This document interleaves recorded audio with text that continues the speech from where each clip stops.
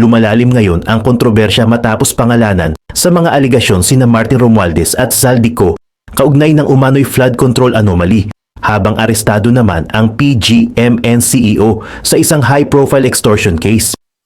Kasabay ng mga investigasyon ng Senado at National Bureau of Investigation, mas umiinit ang usapin dahil sa mga revelasyon tungkol sa umano'y kickbacks, money deliveries at exposed videos. Bago tayo magumpisa, baka pwede pa like ng video na ito. Malaking bagay na to sa aming mga content creators. Maraming salamat po.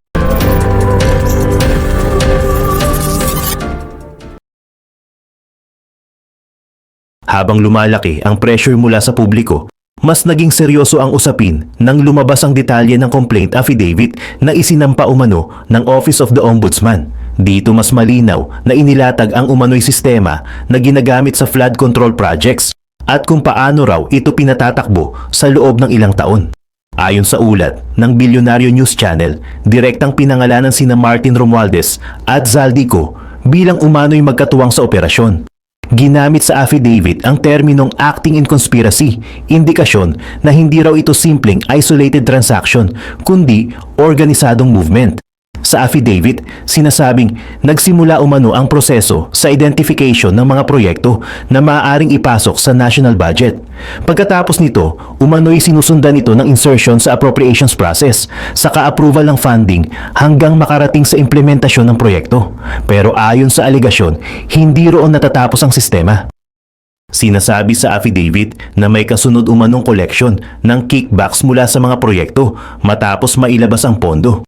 Dito umano pumapasok ang sinasabing network ng koordinasyon sa pagitan ng ilang personalities at contacts sa loob ng gobyerno. Isa sa pinakaumagaw ng pansin ay ang aligasyon tungkol sa umano'y monthly quota na umaabot daw sa 2 billion pesos. Ayon sa mga testimonya at statements na binanggit sa ulat, regular umano itong dinideliver sa mga property na konektado kay Romualdez. Habang lumalabas ang mga detalye, mas dumami rin ang nagtatanong kung gaano kalawak ang operasyon at kung sino-sino pa ang maaaring may alam sa sistema. Marami rin ang nagtaka kung bakit sa loob ng mahabang panahon ay walang malaking kasong lumitaw tungkol dito kahit bilyon-bilyong piso umano ang sangkot. Kasabay nito, nagsimula ring mas mapansin ang ilang pangalan ng witnesses na sinasabing may direktang kaalaman sa mga nangyayari sa likod ng flood control projects. Unti-unti ring naging sentro ng diskusyon ang umano'y daloy ng pera at kung saan talaga ito napupunta matapos mailabas ang government funds. Habang umiinit ang issue, mas naging malinaw na hindi na ito simpleng political controversy lamang. Papunta na ito sa mas malalim na legal at criminal investigation na posibleng magdawit pa ng mas maraming personalidad sa mga susunod na linggo.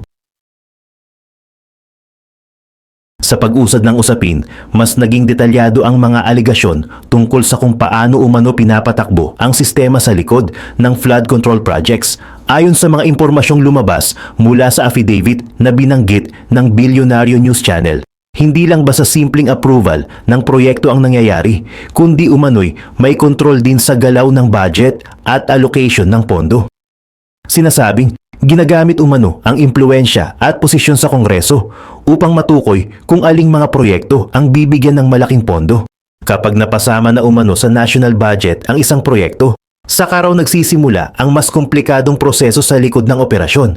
Ayon sa affidavit, may ilang public officials umano na hinihikayat o inuudyukan para suportahan ang sistema. Hindi malinaw kung ilan lahat ang nadadawit, pero lumalabas sa mga testimonya na hindi lang iisang grupo ang may alam sa umano'y galawan. Habang lumalalim ang investigasyon, mas naging usap-usapan ang pangalan ni Orly Gotesa, isa sa mga witnesses na sinasabing may direktang nalalaman tungkol sa operasyon. Kasabay nito, may ilang personalities at private properties rin na nadawit matapos umanong ituro bilang posibleng bagsakan ng pera.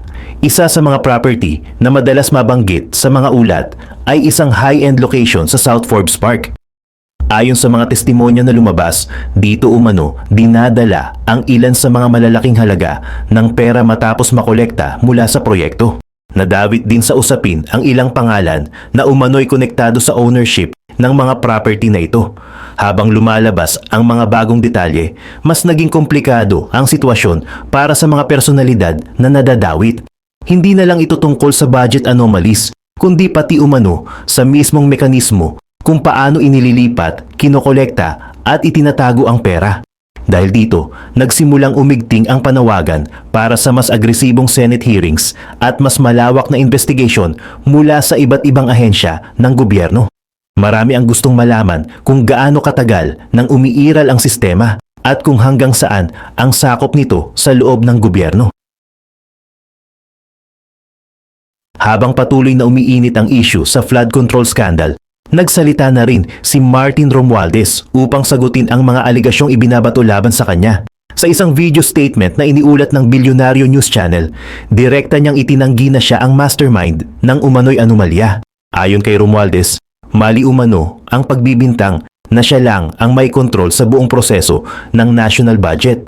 Ipinaliwanag niya na hindi lamang Kongreso ang gumagalaw sa budget process, dahil may iba't ibang sangay at ahensya ng gobyerno na bahagi rin umano sa pagbuo, pag-apruba, implementasyon at supervision ng mga proyekto. Tinanong din niya kung paano siya magiging mastermind, gayong hindi naman umano kayang kontrolin ng iisang tao lamang ang buong sistema ng infrastructure projects sa bansa. Sa kanyang pahayag, ramdam ang pagtutol niya sa lumalabas na narrative na tila siya lamang ang pangunahing responsable sa kontrobersya. Mas naging usap-usapan din ang bahagi ng kanyang statement kung saan sinabi niyang hindi siya mananahimik at hindi siya papayag na siya lang ang maging fall guy sa corruption issue. Dahil dito, marami ang nagsimulang magtanong kung may iba pa bang personalities na posibleng madamay o mabanggit sa mga susunod na developments. Kasunod ng kanyang pahayag, lalong dumami ang panawagan mula sa publiko at ilang politiko na magsalita rin ang ibang personalities na nadadawit sa issue. Marami ang naghihintay kung may iba pang witnesses o dating insiders na handang maglabas ng impormasyon tungkol sa umano'y sistema sa likod ng flood control projects. Habang tumatagal, mas nagiging politikal ang epekto ng kontrobersya. Hindi na lang ito simpleng usapin ng aligasyon sa corruption, kundi nagiging laban na rin ng credibility, testimonya at public perception.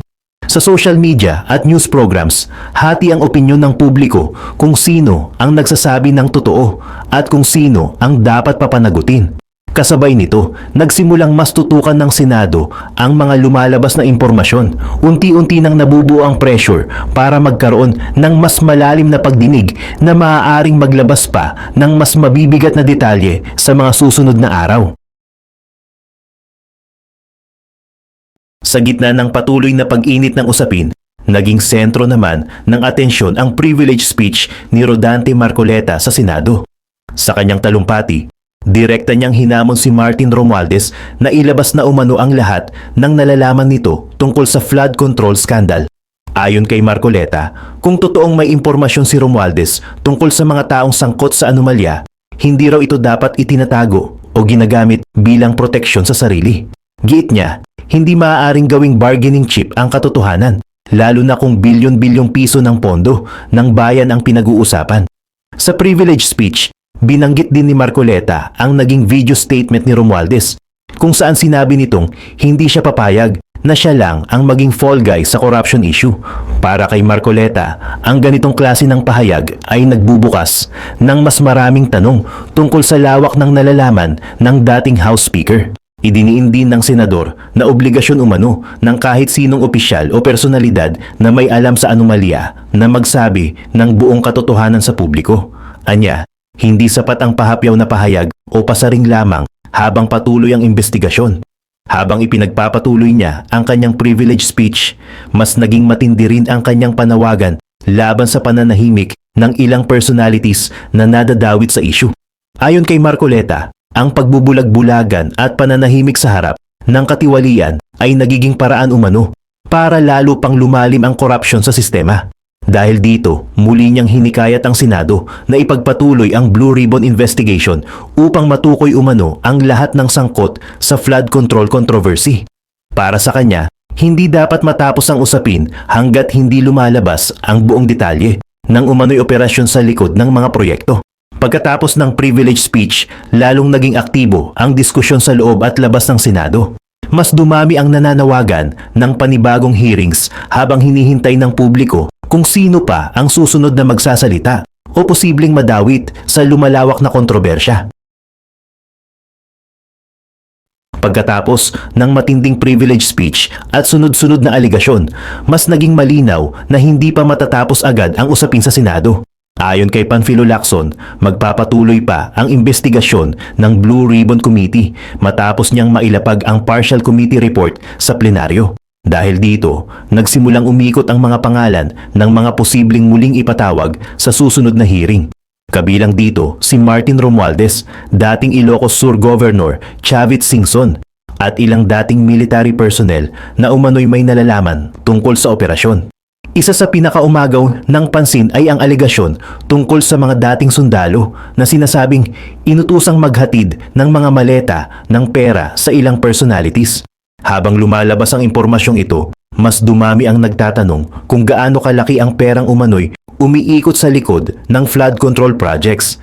Sa loob ng Senado, naging mas seryoso ang usapan tungkol sa posibleng paglawak pa ng kaso.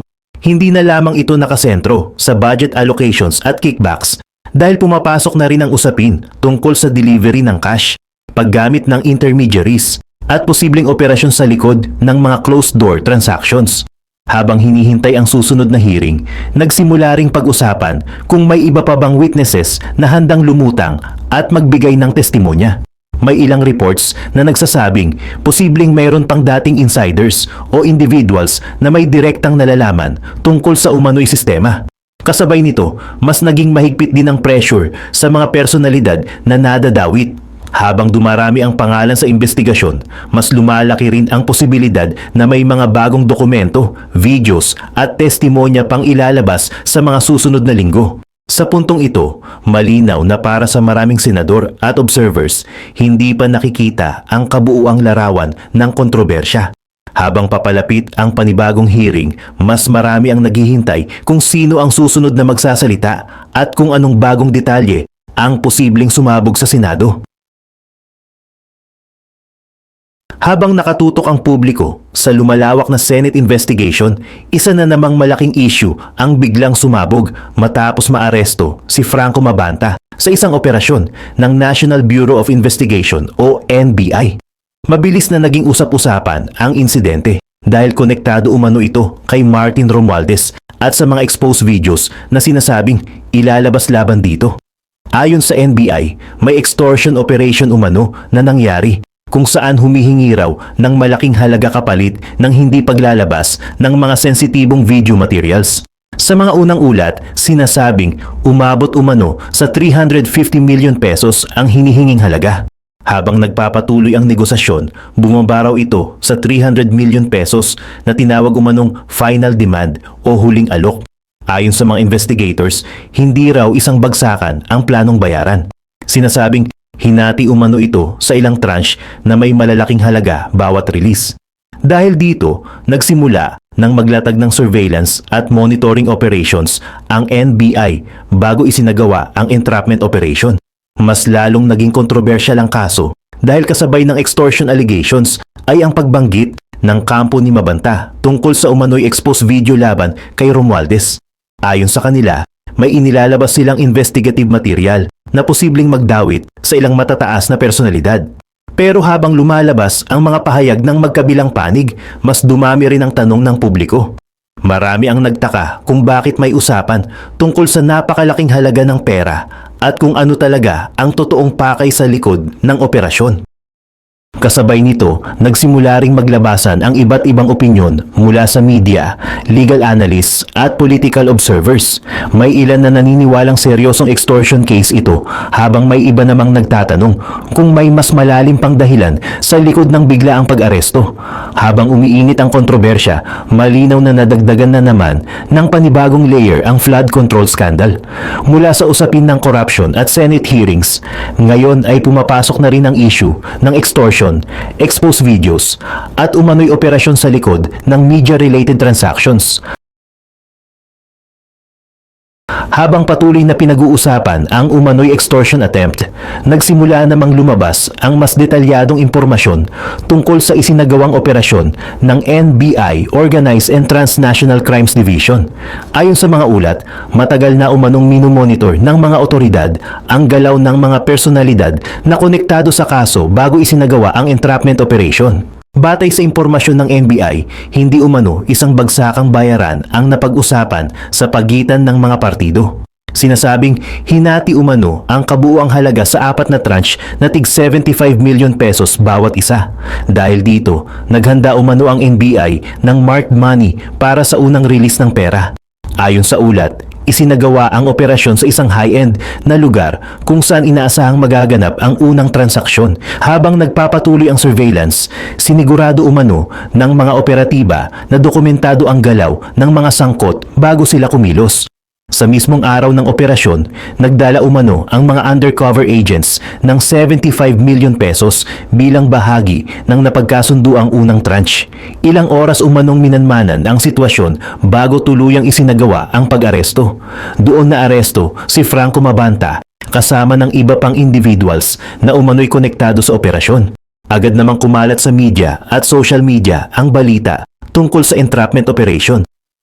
Dahil sa laki ng perang sangkot at sa koneksyon nito sa flood control controversy, hindi nagtagal matapos ang pag-aresto, nagsalita rin ang kampo ni Franco Mabanta upang depensahan ang kanilang panig.